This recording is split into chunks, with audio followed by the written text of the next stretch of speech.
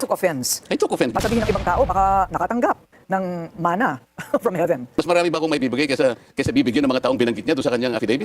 Isang maulan po na gabi sa ating lahat dito sa Bisdak, Pilipinas. Kamusta po yung mga taga Cebu? Nabaha na naman po tayo dyan. Dahil sa kagagawa ng mga buhaya at mga impakto sa gobyerno ng UAM, anak ng kagwang. Kaya ingat-ingat po tayo. Pag-usapan po natin ngayon, itong interview ni Corina Sanchez kay Senador Marcolita, na siya pa ang nag-interview, na supalpal tuloy anak ng kagwang. Paano? Medyo may pagkabayas din kasi si Corina Sanchez eh.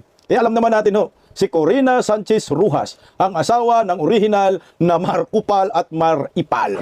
Dilawan na dilawan talaga yan. Inamin po ni Senador Marcolita sa naturang interview na siya po ay na-offend sa kay Panfilo Lacson tungkol sa paniniktik sa kanya gamit ang CCTV. Hindi lang kasi sa Senado tinitiktikan si Senador Marcolita, kundi sa ibang establishmento. Tiniktikan din si Senador Marcolita, parang yung restaurant yata na kinainan nila para pinagmitingan ni Gutisa, Mike Defensor at Senador Marcolita. Pinuntahan din po at kinuha rin yung CCTV. Anak ng kagwang ka, Panfilo Lacson. Desperado na talaga itong hinayupak na ito. Walang kwenta na si Lacson, Wala na, masyadong nagpadala sa script ng mga buhaya. Bakit ba niya pinoprotektahan itong si Martin Romualdez? Lacson! Si Romualdez yata nagpanalo sa kanya. At may siniwalat din po si Senador Marcolita na di umano yung bagman ni Saldico at Martin Romualdez ay na-detain sa Chile. Dinetain po ng mga sindikato at mga mastermind sa pagkulimbat ng pera. Naalala niyo po yung dalawang pangalan na pinangalanan ni Gutisa, yun daw ang na-detain ngayon sa Chile ayon po mismo kay Senador Marcolita. Pero bago ang lahat sa mga trolls, sa mga kaibigan natin, palike po muna, pa-share, pa-subscribe, at pakipindot po ang inyong notification bell. At baka po pwede, subaybayan nyo naman po ang Birada Agila tuwing alas 2 hanggang alas 3 ng hapon, Lunes hanggang Biyernes sa Birada Agila YouTube channel. Panoorin nyo po kami doon. Lagi po tayo dyan sa live. Kung gusto nyo po akong makita ng live, Birada Agila po, alas 2 hanggang alas 3 ng hapon. Talagang mainit po ang dugo ni Panfilo Lacson kay Senador Marcolita. Dahil nga mukhang naungusan po sila ng bagitong senador pero bitiranong mambabatas at magaling na abogado. Kaya ngayon, yung inggit talaga hindi maiiwasan. Nang dahil sa inggit ni Panfilo Lacson kay Senador Marcolita, kung saan-saan na lang nagpapagamit itong senador na ito, kaya hindi rin maiiwasan na si Senador Marcolita ay sumama ang loob dito kay Panfilo Lacson. Nang hangarin lang naman ni Senador Marcolita is to hit the mastermind. Trilyon-trilyon po yung pera na pinag-uusapan po natin na nakulimbat ng mga buhaya. Nasa Senate Blue Ribbon Committee, na pangalanan po yung dalawang buhaya, Martin Romualdez at Saldico, noong si Senador Marcolita pa ang Senate Blue Ribbon Committee chairman. Pero ngayon inagaw ni Panfilo Lacson yung chairmanship. Ang ginawa niya, war on Marcolita. Nag-resign, kunyari, bumalik din ang hinayupak. Kaya pakinggan po natin si Senador Marcolita. Ano po ang reaction po ninyo sa pagbabalik ni Senador Ping Lacson bilang head ng committee on the Blue Ribbon Committee? Kung gusto niyang bumalik, wala namang makakapigil sa kanya. Nagtaka nga ako kung bakit siya nag-resign. Tatanungin ko rin po sana kayo, bakit nga ba siya nag-resign? Marami pong haka-haka kung bakit. Mas maganda kasi kung siya sasagot nun, hindi ko naman kaya sagutin Ay, yung para sa kanya. hindi po ninyo alam kung ano yung mga pinag-usapan ng mga kasamahan po ninyo? Kasi sa majority lang dinidesisyonan yun, hindi makasama ang minority. Ang sabi po ni Senador Lacson noon ay if something like this, kung ang aking mga kasamahan mismo ay nagdududa sa aking judgment o mga desisyon, edi wag na lang.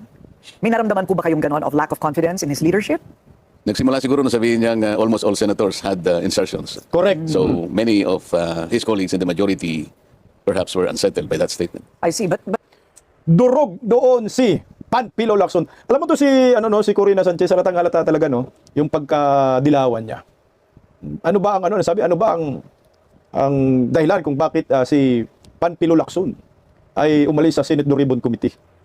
Ang dahilan diyan dahil hindi na po nagustuhan ng taong bayan ang ginagawa ni Panfilo Lacson diyan sa Senate Blue Ribbon Committee. Yun ang maliwanag diyan. Na pag tiningnan niyo po kung araw-araw ka po nakasunod ng hearing, napaka-bias. Mantakin mo, imbis ang hahabulin, mga mastermind, ang hinahabol ngayon si Marcolita din, pati si Gutisa. Yan yung sinisiraan ng hinayupak na taong ito. Hindi mo makakuha-kuha yung logic ni Panfilo Lacson Ipapatawag si Martin Romualdez, ayaw patawag. Ipapatawag si Saldico, ayaw ipatawag. Kaya nagdududa ang taong bayan, kaya pinuputakti po ito sa social media ng batiko si Panfilo Lacson. Na-stress din siya dyan. Bukod riyan, binabanatan ni Senador Marcolita, walang takot si Senador Marcolita Binibira. Kasi nga napaka-obvious. Lalo na yung pinangalanan niya na 60 plus di umano na kontratista. Nasaan? Ni isa wala siyang napatawag Saan siya nag-focus? Diskaya. Yun lang ang nagawa ni Panfilo Lacson nung naging Senate Blue Ribbon Committee. Na umalis nga siya tama dito si Senador Marcolita. Dahil sinusunog niya yung sariling bahay nila, yung mga senador. Para bang gusto niyang palabas, mga kurakot yung mga kasamahan niya. Yun ang nangyayari ngayon Nagmistulang protektor si Panfilo Lacson ni Martin Romualdez at Saldico. At ang inaatake naman yung Senado kasama si Marcolita, anak ng kabuti. Parang, siyempre, pag ikaw naman senador, magklaseng Senate Blue Ribbon Committee chairman ito. yung sariling bahay sinusunog. Ayan po yung dahilan. Inamin nga ho ni Panfilo Lacson, frustrated daw eh. Frustrated na daw siya. Hindi ka ma-frustrate. Nagpaano ka? Nagpamando ka sa markang buhaya na si Tambaluslos. Tuloy sino? But insertions per se is not illegal. At that time, kasi ang insertions sa connotes ay negative impression. Kasi nakita nyo naman related sa mga flood control projects, katakot-takot na insertions na kung gamitin pa yung ibang mga salita dyan, consolidation, amendments, pero di isa naman yung definition nun eh. Basta naglagay ka doon na originally wala sa NEP. Mga insertions yun. Ano po ang inyong Teka lang, doon muna tayo sa insertion. Dito na nga nagkatalo-talo eh. Nagkabulilyasuhan dito eh. At maraming pumalag. Kasi nga, ang sabi ni Senador Cayetano, pag oposisyon sa Senado, ang tawag insertion. Pag majority, ang minority ang tawag insertion. Pag majority ang tawag amendments. Na dito nga ho nagka-problema si Hontiveros na binanatan ni Katunying. Na ngayon si Katunying pinipersonal ng mga liporis ni Hontiveros. At sabi ni Hontiveros, wala daw siyang insertion. Amendments lang. Malaman-laman mo kay Senador Marcolita, pareho lang din yan, anak ng kagwang. Pag mayroong ganon, matik na yan, insertion pa rin ho yan. Tuloy working principle, habang tayo po ay pumupunta po dito sa lugar kung saan lahat ay akusasyon bago ito mapatunayan. Nalulungkot ako. Kasi tingnan mo na lang si Orly Gusset na Gutisa. Sa aking palagay ay isa siyang mabuting tao. Sapagkat nakita ko sa kanya yung paninindigan niya. Orly Gutesa is very credible. He has nothing to gain here. He has everything to lose. Bakit naman siya yung pinipilit na gisain at sinasabi na di umano ay fraudulent yung pagkakanotaryo ng kanyang sworn statement? I don't think he has the capacity to falsify. Saan siya kukuha ng stamp? Saan kukuha ng dry seal? Paano niya maihiram yung notarial register para makita niya kung ano yung number na ilalagay sa document, anong page number, anong book number? All these are foreign to an ordinary individual na maaaring hindi niya alam kung ano yung notary public. At wala pa akong nakitang nagpanotaryo sa buong buhay ko na binalikan niya yung kung sino man yung namamahala doon sa notarial office na yon. At siniguro niya, ma'am, sir, pasensya na po, gusto ko lang makasiguro kung kayo nga po ang pumirma nito. Walang ganun eh. Notary public services in this country has become a cottage industry. Tuloy lang. Lalo na sa mga areas na may mga city hall, mga municipal hall. Hindi mo makikita yung yung abogado. Wala naman nagpapakita eh. And chances are, yung notaryo na yon, hindi nga niya pirma yon because naglalagay lang sila ng associate doon, staff, secretary kaya, para siyang pumirma. Para sa kanya. Para sa abogado. It has become a lucrative business. Nakagawian na nga po talaga yan. I mean, from my own experience. Nakita yes. ko yung Stop muna tayo doon ha. Baka makalimutan ko yung ikomento ko na nagabuti. Medyo baba na. Yung word lang na dalawa na ginamit ni Senador Marcolita. Si Gutisa ay very credible witness. At si Gutisa ay bakit siya ang dinidikdik. Okay. Pagdugtungin natin yung sinabi ni Senador Marcolita. Sa credible word na yan, paniguradong magagalit ang mga alipores ni Martin Romualdez pag sinabi po natin credible si Gutisa. Dahil pag sinabi mong credible, so lahat ng sinasabi ni Gutisa, lahat-lahat ay totoo. Na nandoon ang pangalan ni Martin Romualdez na dinideliveran ng mali-malitang pera, pati si Saldico, at doon sa Aguada, diyan sa Malacanang. Dito pa lang sabit na si Martin Romualdez at Saldico at papunta kay Bongbong Marcos. Dahil sa pagiging credible ni Gutisa at tanging kapanipaniwalang witness sa lahat ng mga witness, kaya ngayon Senador Marcolita dinidikdik. Di ba? Hindi naman yan didikdikin at hindi naman yan babanatan at sisirain yung credibility at inisyo nga ho yung notaryo kung hindi credible itong si Gutisa. Magsasayang kaya ng pera si Martin Romualdez? Hindi. Dahil ay credible yan, gagamitin ni Martin Romualdez si Panfilo Lacson, si Tuta Soto, si Kirubin, lahat ng mga pwedeng magamit ay ginamit ni Martin Romualdez. For what? Para masira ang pinaka-credible na witness ni Senador Marcolita na si Gutisa. Kaya ito ho nangyayari. Ayan, ni-spy, naniniktik, no? Si Panfilo Lacson, kung saan-saan. Punta ni Senador Marcolita, chichik ang CCTV. Putang ina, dapat pwede, I think pwede makasuhan yan si Panfilo Lacson sa ginagawa ho niya. Hindi naman kriminal si Senador Marcolita para mo tiktikan. Dapat ang tiktikan mo Panfilo Lacson ay yung si Martin Romualdez at Saldico, yung mga kawatan sa gobyerno. Tuloy sin eh. abogada passed the bar in 2021. So 4 years pa lang siyang abogado. Pero kung titingnan mo, judging from the number of books, yung notarial registers, nasa book 8 na siya. So talagang, ano nila yung pagnonotaryo? Yan siguro, baka hindi nagtatrial yun, baka wala sa korte, pero yan talagang pangunahing kinabubuhay nila yung pagnonotaryo. Yun po ang inyong hinala. Okay, ano naman po kaya ang magiging motibo ni Ginoong Gutesa Either way, ipeke o kaya yung magsabi ng totoo. Bakit niya na naising ipeke pa, nagmamadali siya? Kasi nung makita ko siya, alam mo yung pagpapanotaryo, wala naman sa isip niya rin siguro yun eh. Para sa akin lang yun. It's an added assurance sa akin. Totoo yan nasasabi to. Kumbaga, siguro maski ikaw siguro isipin mo rin. Sige nga, kung talagang buwang loob mo. Kasi mabigat naman yung accusation niya. Talagang, he is connecting the dots between Saldico and Martin Romualdez. And nobody did. Siya lang. So para sa akin lang yun. I want to satisfy myself that this guy is a true person. So sabi ko, may time ka pa naman. Sabi ko pa kay Mike, pakitulungan nyo na lang. Magmamadali ako, babalik ako sa Senate. Kasi kahabulin ko yung aking 3 o'clock Former session. Senator Mike Defensor. Congressman, yes. So umalis na ako. Then bago ko umalis pala, sabi ko, okay, kung buwang loob mo Orly, bukas ang hearing. At sana before 9 o'clock, nakapasok ka na sa Senate. Which he did. Parang nalibadbaran ako sa sinasabi ni Corina na napiki daw ni Gutisa yung notaryo. Ano bang mapala ni siya Gutisa? Bakit mamiki siya ng notaryo? Sasalang ka sa Senate Blue Ribbon Committee, mamiki ka pa niyan ng notaryo. No need na magpiki ng notaryo. Punta ko sa mga notary public office, magbayad lang ako dyan eh. O sige, ito.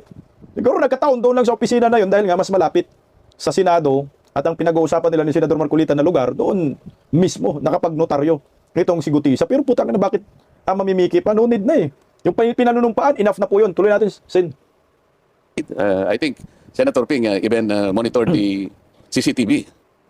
Ito na yun. Na-offend po dito si Senador Marcolita. Dahil nga, tinitiktikan, minaman-manan ni Panfilo Lacson ang bawat galaw ni Senador Marcolita. Kung ako naman po dyan, sa part ko kay Senador Marcolita, talagang ma-offend po ako dito. Para bang, inisip po nila, mayroon akong tinatago. Anong itatago ko? Bakit kailangan pang tingnan ang CCTV camera? Pwede ka naman magtanong sa akin eh. At saka bakit mo tinitingnan? Kasama ba ako sa sindikato? Ang tanging gagawa lang yan, tayong taong nasasagasaan ni Gutisa at ni Marcolita na tinutumbok, na iniugnay ngayon sa manumalyang flood control. Bakit ginawa ni Panfilo Lacson yan? Anong purpose para sirain si Senador Marcolita? Sirain yung kredibilidad ni Gutisa? Dahil tinamaan si Martin Romualdez? Anak ng kagwang. Foul yun para sa akin. Na-interview siya somewhere. Sabi niya, pinakuha ko yung CCTV and I saw that Gutesa was fetched from the guards area at 8:27 and he was whisked into the office of Senator Marcolita. Pagkatapos noon, after 30 minutes yata to about 1 hour, sabi niya, dinala siya sa lugar na kung saan yung mga maghihiring. Ganong kalawak kanya yung kinalaman ni Senator Marcolita. Hindi ko malaman kung ba't niya sinabing ganong kalawak. Ano ibig sabihin kalawak? Kaya tinatanong ko lang, mas a chairman of the Blue Ribbon Committee, tingnan ba niya sa CCTV kung sino yung pumupunta sa mga opisina namin? But I also do the same to him. Like, I want to see on a daily basis who are the people, who are the personages coming to his office. Baka hindi rin niya na mabutihin. So you took Correct. Teka lang, pakinggan natin. offense. I took offense because Yes. I don't think this is the job of a senator. Mas less kung ano yung rapport niya sa kapwa niya senator. So meaning you Okay. Alam mo, Ma'am Corina, ma-offend ka talaga sa ginawa ni Panfilo Lacson. Tama yung point ni Senador Marcolita. Gawin ko kaya rin to kay Lacson. I-monitor ko rin kaya siya. Kung saan siya pupunta. Tingnan ko kaya sa CCTV. Gawin mo rin, Sin. Alam niyo po ba kung sino dapat ang matingnan sa CCTV araw-araw? Siguro si Panfilo Lacson. Oo, kasi nga, ang hinala ng taong bayan, si Panfilo Lacson ay bayad di tambaluslos. So ngayon, marapat lamang na siya ay manmanan. Na siya ay tingnan sa CCTV kung sino yung kausap ni Panfilo Lacson. Malay natin, si Martin Romualdez kausap ni Panfilo Lacson sa kanyang opisina. Pumupunta. Yung mga mansahero ni Martin Romualdez sa Saldico, ito na tayo ngayon. Kasi ganito eh. Sino ba dapat ang manmanan natin? Sino ba dapat ang imomonitor natin bawat galaw? Hindi ba ang imomonitor natin iyong mga kawatan sa gobyerno, iyong mga mastermind, yung mga pinangalanan? Hindi ba yun ang imonitor natin? Araw-araw dapat i-check mo kung saan pumunta itong mga hinayupak na ito. Kasi sila yung may kasalanan. Sila yung naglima sa kaban ng bayan. Ang nangyari, baliktad. Yung mga nagsisiwalat, yung mga nagturo ng mga kawatan at mastermind, ito ngayon yung minamanmanan. Kung saan papupunta, kung anong ginagawa, anak ng kamuti, no? Parang nabaliktad eh. Nabaliktad. Kaninong genho itong ginagawa ni Panfilo Lacson? Na pagmamanman kay Senador Marcolita. Eh di gen yung panalo dito ang mastermind. Sila ang nakinabang sa ginawa ni Panfilo Lacson na pagmamanman kay Senador Marcolita. Ngayon, bistado ka Panfilo Lacson sa ginagawa mong kababalagan na dapat imbestigahan ka talaga sa totoo lang. Tuloy. took it to mean that he may be suspecting that this was all your orchestration. Parang ganun. Parang ganun. Hindi ba siya magkasya na pumunta na lang yung tao? Why would he look into the CCTV? Well, at that time, you were the Blue Ribbon Committee chairman. He was already. He was already. Hindi out na ako. So, palagay po Hindi ninyo, lamang yun eh. May nagsabi pa sa akin na tinignan din lang yung CCTV doon sa Seascape. Isang resto, Chinese resto na nandun yung Golden China. Kasi sinabi ko, before I presented Gutesa, kinuwento ko yung antecedents. So sabi ko, tinagpo ko siya para malaman ko talaga, nagmamadali ako. So tinignan nila siguro yung time frame. Parang tumama yata yung time frame dahil hindi naman ako talaga nagtagal. So mukhang hindi nila ipipresent yung seascape. Oh. Because napansin nila, tama na, nagpunta siya tapos bumalik din. Antindi ni Lacson, no? Pati sa Risto nga, yun ang sinasabi ko kanina, pinagmitingan nila ni Marcolita Gutisa, Mike Defensor, hiningi talaga yung CCTV, anak ng kagwang, nag-effort pa talaga ang hinayupak na to. Malamang sa malamang, ipipresent yan ni Panfilo Lacson sa November 14 Senate Blue Ribbon Committee hearing. So yung next hearing, makasintro lamang kay Marcolita at Gutisa. So gagawa sila ng script, ikunik-kunik nila at papalabas nila na orchestrated yung mga nangyayari. Anak ng kamuti, ano nangyayari sa'yo, Panfilo Lacson? Kaya hito tayo ngayon, hindi natin matumbok-tumbok yung mastermind. Dahil iba yung ginagawa ni Panfilo Lacson. Lumuluhod kay Tambalos-Los. So nagugulo na tuloy. Imbis ang pag-usapan mo, Martin Romualdez, Saldico, paglilima sa kabahan ng bayan, ang mapag-usapan tuloy, diyan sa Senate Blue Ribbon Committee, si Marcolita at Gutisa, anak na kamote. So wala na, matidili na, labo-labo na, sarsuela na, anak ng kagwang ka, Panfilo Lacson. Okay, just to summarize so far, ito pong nangyari sa pagnonotaryo ay teknikalidad at gawain na talaga. That I can confirm because from my own experience, It's a common nangyari po practice. talaga. Yes, it is a practice. And parang walang basihan ang sinasabi nila na kayo po ang nagpakana ng buo at nag-choreograph ng buong Gutesa episode. Hindi lang parang, talagang walang basihan, anak ng kagwang ka naman si Corina Sanchez. Akin talaga yung mga dilawan talaga, hindi lang parang, kasi kung parang ginagamit mo ang word na parang, isa lang ang ibig sabihin, hindi ka naniniwala na hindi orchestrated yung mga nangyayari.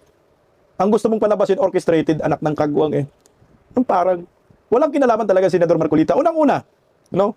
Yung nung nagbasa si Gutisa ng kanyang affidavit po, actually hindi nga nagbabasa Sinasabi, kwento lang niya. Sabi ni Senador Marcolita, huwag ka nang magdagdag ng kung ano lang yung nakasulat sa affidavit mo, na isinulat mo, pinanumpaan mo, yun ang basahin mo. Nakasunod si Senador Marcolita, no? Sa affidavit, kasi pag senador ka, pag maganyang hearing, siyempre susundan mo ang affidavit. Makikita mo kung may nilaktawan or hindi binasa. Siyempre, napunan ni Senador Marcolita, tika, may nilaktawan ka Palaktaw-laktaw ka. Dahan-dahan lang, basahin mo ng maayos. Nang nilapitan ni Senador Marcolita, yung page pala, na hawak ni Gutisa, Xerox lang, putol. Yung original sa kanila. Putol yung kay Gutisa, kaya hindi niya nababasa ng maayos. So, nilapitan. Ulitin mo, basahin mo. Doon po nagsimula na pinagbintangan si Senador Marcolita na tinuturuan daw, orchestrated di umano, ang mga testimonya ni Gutisa.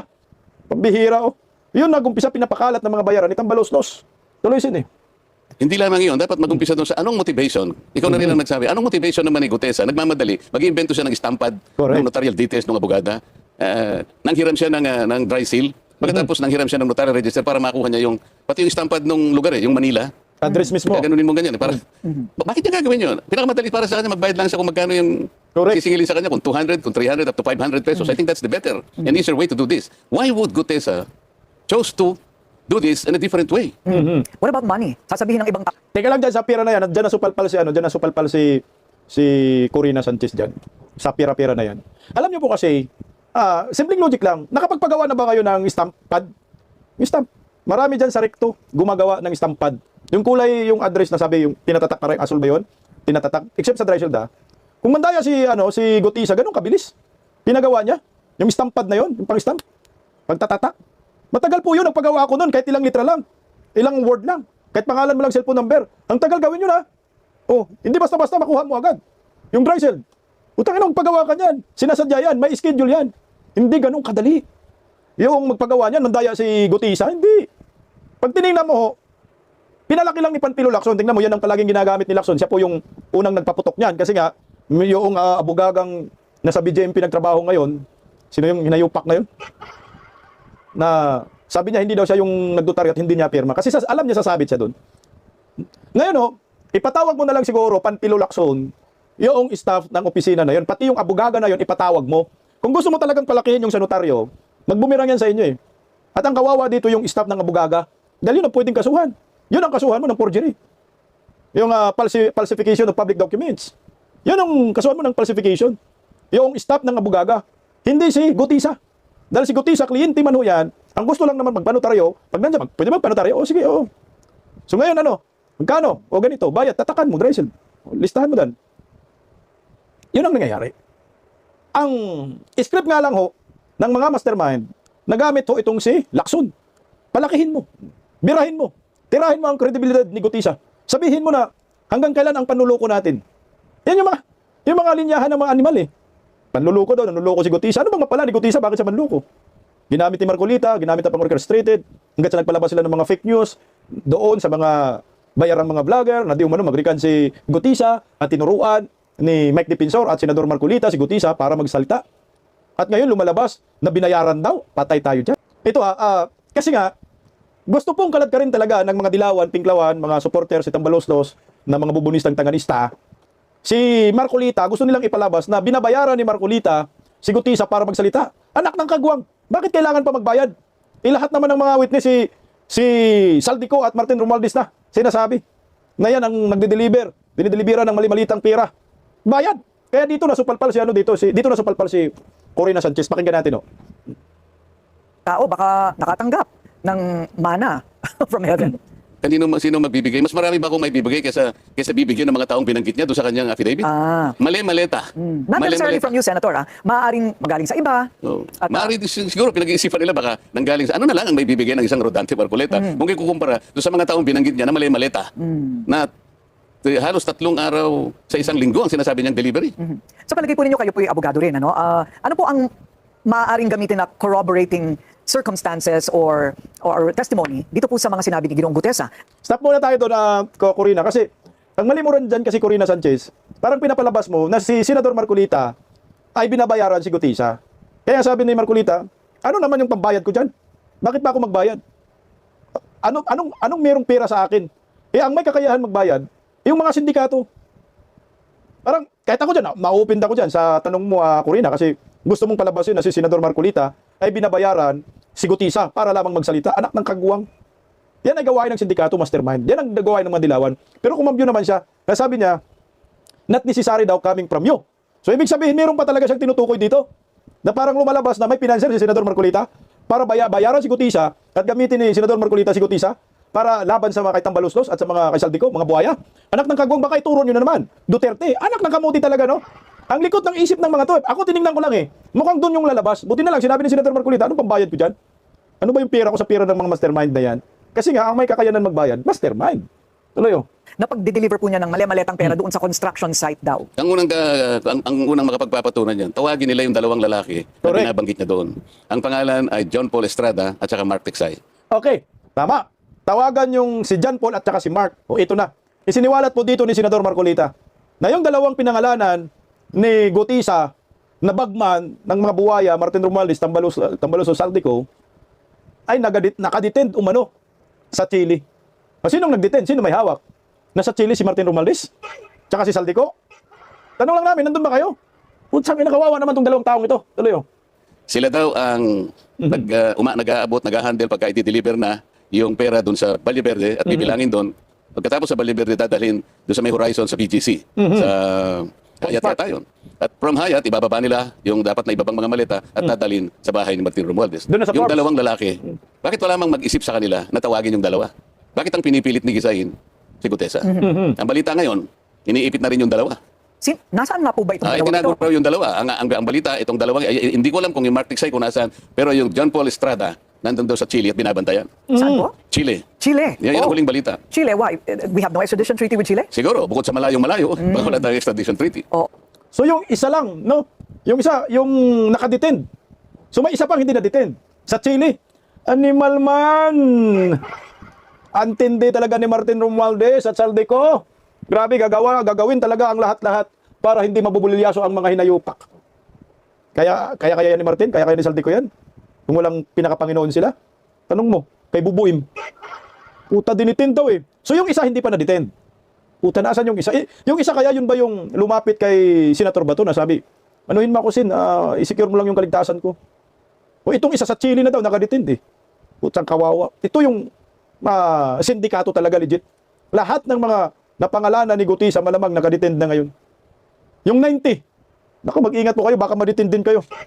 Bakit i-detend? Para hindi mapatawag. Kasi pag pinatawag, bulilyaso sila, pero duda ho ako. Hindi po talaga yan ipapatawag yung dalawang mama na yan, si John Paul at saka si Mark. Hindi yan ipapatawag ni Lacson. Dahil mag-focus si Lacson kay Gutisa, isisir, didikdikin, at pag nasira si Gutisa, sira din yan si Marcolita. Yun yung pattern nila, yun yung script. Kasi Senador Marcolita man ang nagdala dyan, so magre-replica si Senador Marcolita. Ang tanong, kaya ba nilang sirain? Papayag kaya ang taong bayan sa script ni Tambaloslos? Tuloy sino? Oo. John Paul Estrada. Estrada. And Mark Texay. Ayun. Parang ngayon ko lang naririnig itong mga pangalan. Nandun sa, I see. Okay. nandun sa Baka may short salita. statement. Bakit? Ang unang dapat na ginawa nila, sinecure nila yung dalawa na yun. Kung Correct. talagang gusto nila, tumagal kami eh. Halos, nung lumabas si Gutesa, hininto nila. Nag-resign ng chairman, pagkatapos, nag-adjourn kami. Pwede naman kasing mag-hearing, Miss Corina. Eh. Kasi ngayon, kahit naka-adjourn kami, nag-hearing ka, nag-briefing kami sa ating budget. Dapat tinawag din nila si Congressman Eric Yap. Dahil binanggit niya to, siya nagdala ng pera doon sa noong December 2024. Yun daw ang pinakamarami na perang dinala. Sapagkat 46 na maleta, suitcases, na Rimowa, yung makakapal. Kaya ang bawat isang maleta ay naglalaman ng 48 million. Bakit hindi man lang nila tinawag si Eric Yap? Binanggit. Ang pinipilit nilang bigyan ng butas Si yung Gutesa. statement Na hindi wala naman. namang motivation para mamiyaki pa si Gutesa. Tingnan mo ha, napakarami na pong cast of characters itong pelikulang Ghost Projects ni Tambaloslos at Saldico at Bongbong Marcos. Maraming cast na binanggit. Pero yun na nga, bakit hindi po ito pinapatawag? At bakit hindi pinagpatuloy yung Senate Blue Ribbon Committee? John Paul at saka si Mark, pinangalanan ni Gutisa. Eric Yap, pinangalanan ni Gutisa.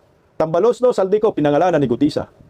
Ito yung mga cast of character na dapat nandoon sa mga eksena para malaman natin ang dugtong na kwento ng pelikulang ito. Paano mo mabubuo yung kwento pag wala ang mga taong iyan? Bakit hindi pipatawag? Kasi nga matutumbok. Mapupunta na kay bubuin. Kaya nga tigil eh. Di ba? Pansinin mo. Every time na pinangalanan si Martin Romualdez, nagkaroon ng isyo. Laging merong kaguluhan. Yung Diskaya, di ba? Ang daming pinangalanan ng Diskaya, hindi pinatawag ni Panfilo Lacson. Nung pinangalanan ni Corly Diskaya, si Martin Romualdez at Saldico, agad nagpalit ng liderato kasi nandun si Romualdez eh. Nagpalit ng liderato, pinalitan si Chis Escudero, si Senador Marcolita, pinalitan din, pumasok si Panfilo Lacson.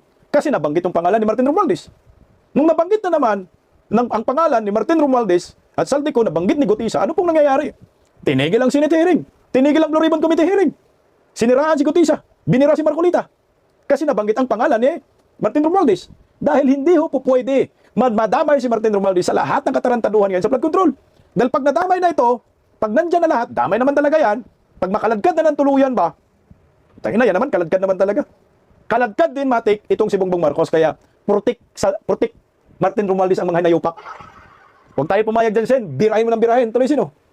Why not just follow that lead? At pagkatapos, naging moot in academic din yung Miss Corina, sapagkat alam mo naman, nung tagpo na siya ay humarap na at sumumpa na rin sa committee. And he allowed himself to be interpellated by the members. Correct. Maski si Senator Ping, sinabi niya, wala naman kanyang, hindi naman nabaliwala kanya yung tested pala. Bakit pa tayo pumupunta dun sa Notary Public? Kinasangkapan nila yung executive judge ng RTC ng Manila para gumawa ng order na yung pirma ay talaga Fake it. hindi pirma ng abogada. Why would it be a problem to remedy that? Can't he just redo the affidavit and do the notary the Hindi proper ba? way? Hindi Pwede ba? naman po yun, di ba? Mabuti ka pa. Alam mo yung gagawin mo. Hindi, mas lalong alam nila yung gagawin nila. Ako ayaw ko nga i-suggest sa kanila. Tumama si si Corina.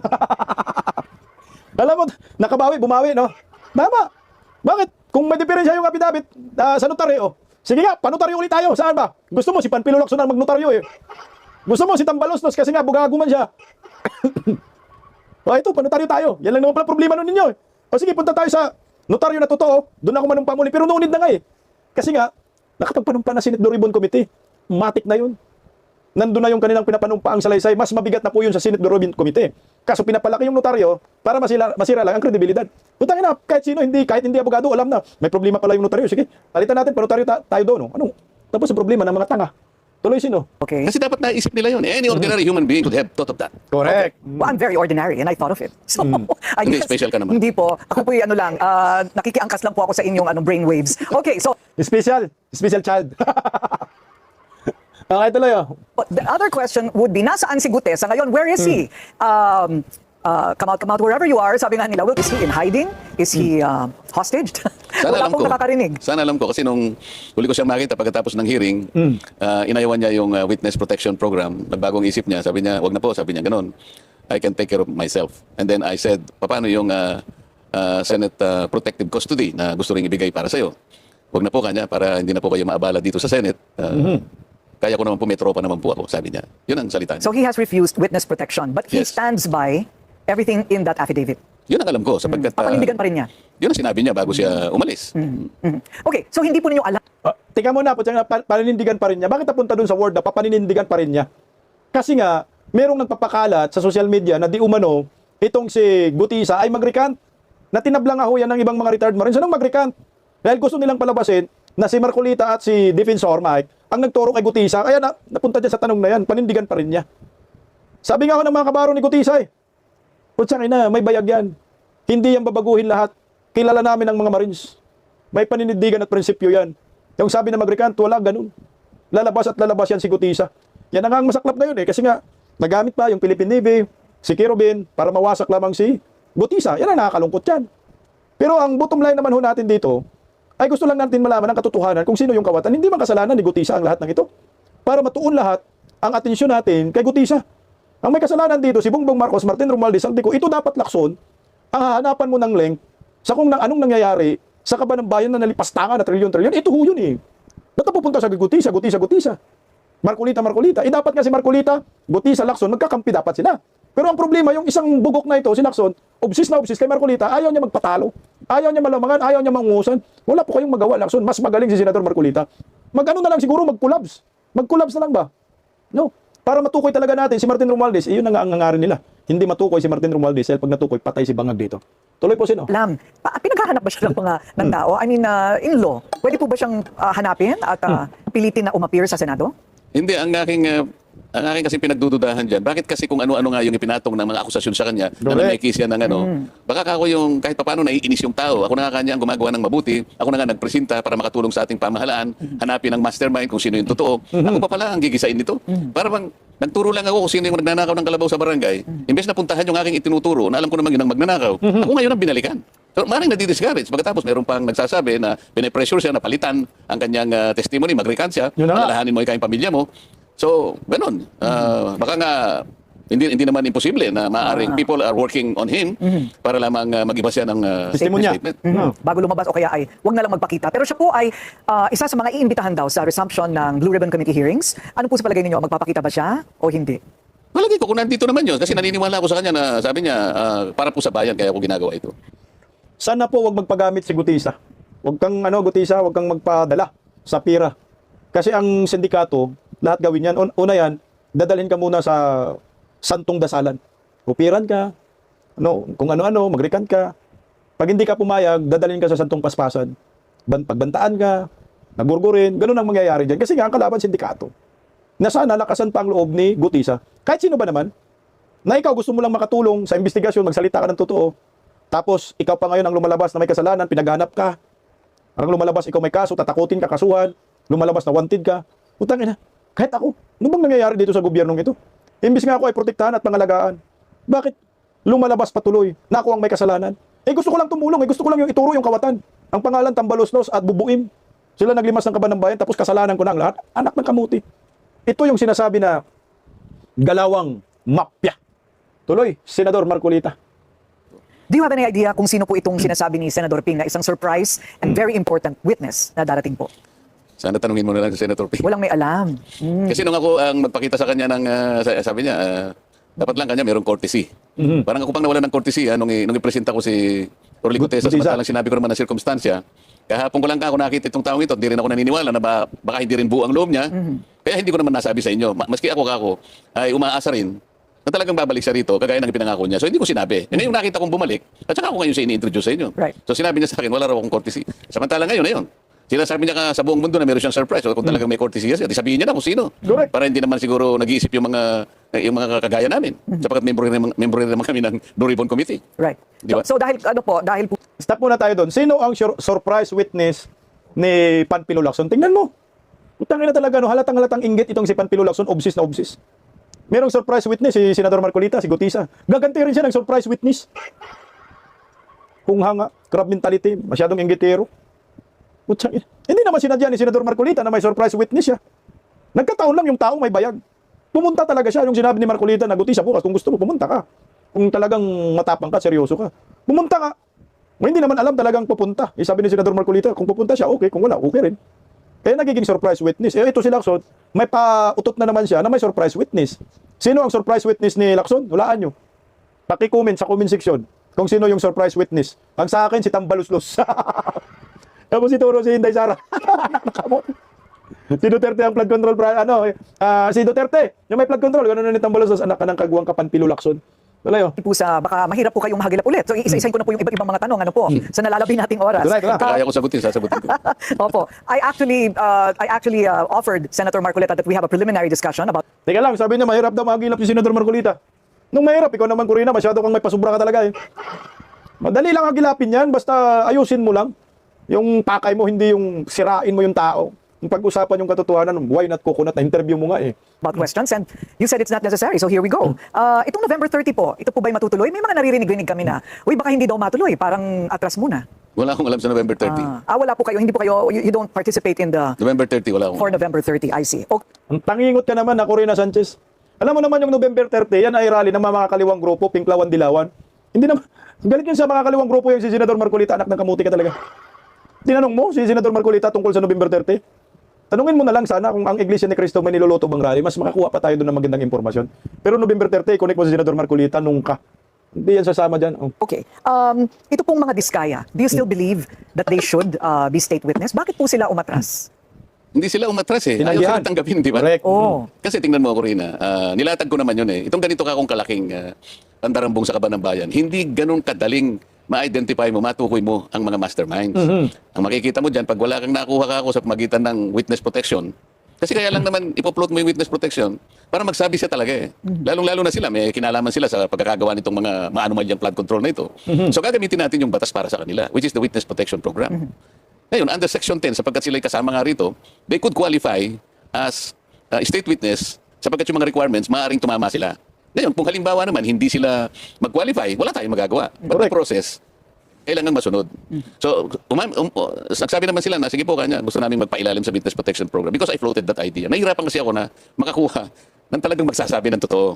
Okay. So, sumulat ako ngayon sa Senate President at the time, Jesus Cordero. Ang problema, Corina, hindi pa natatapos ang araw na yon nung huling hearing na ako ang chairman. Rigodo na. Na-depose na pala si Chis. So the letter, hindi na siya yung Senate President. The letter should go to the new Senate President. So ayaw niya na because in the next morning, sinasabi ni Boyeng. then Secretary Boyeng Rimulya, hindi basta kanya mapoprocess yung mga yun because kinakailangan nilang magbayad muna ng Restitution. kanilang, ibalik muna nila yung nakulimbat nila. So pinagbasihan yun ni Senate President Tito Soto. Sabi ko sa kanila, hindi, wala namang requirements na ganyan. Under the law, ito yung mga requirements. Wag mong dadagdagan sapagkat walang restitution. Ipo-process mo lang mag-a-apply pa lang Restitution to my mind should come at the end. Where yung civil liability lilitaw. Kahit na criminally, hindi sila mapoprosecute because of the benefit afforded by the program, but the civil liability attaches to them. That's the law. That is the law. Oh, yun, doon magre-restitute Kailangan ka na. mapatunayan muna Yes, ang guilt to be unreasonable doubt, I guess, Correct. before they return any amount of money. At Tama. saka, i-order rin ng korte kasi hindi libre yung civil liability. Yung witness protection, hindi ka naman mapoprosecute kasi maaaring plunder ito or malversation or syndicated estafa. Criminal ito eh. Yes. So, pinaka-ganansya lang nila, hindi na sila mapoprosecute doon. However, hindi sila makakawala doon sa civil liability na halimbawa talaga napatunayan na mali naman ang pagkakagawa ng mga projects o kaya ghost projects, babalik mo yung katapat na yun. Correct. Actually, kaya ito sa akin, teorya ko lang to ha. Kaya tinanggihan ng gobyerno ang mga diskaya na dapat sila naman talaga ang karapat-dapat magiging witness. No? Kasi sila ang nakaalam sa lahat ng sistema. Kasi nga hindi ho kinakaladkad ng pamilyang diskaya ang mga Duterte. Yun talaga, yun wala nang iba eh. Oh, di ba sinabi rin ni Boyeng eh? Ayaw eh. Ayaw ng mga diskaya. Kalad ka rin si Bungo. Sinabi rin ni yan, sino ba yung nayupak na DPWH secretary? Ayaw ni ni Diskaya eh. Naituro si Bungo na may kinalaman sa flood control. Anak ng kamuti talaga eh. Yun. Ang dahilan. Tapos kinasuhan nila si Bungo. Ang nagkaso si Trillanes, ginamit nila si Tonyo. Kumikitang kabuhayan si Tonyo under Marcos admin. Kasama si Tatay Digong. Pang-divert lang. Yun yung script na hindi kinaya ng pamilyang Diskaya. Gustong ipasubo sa kanilang script. Atake mo si Bungo. Ipawalang sala mo si Martin Romualdez. Atake mo ang mga Duterte. Tanggap ka sa witness protection program. Yun lang naman.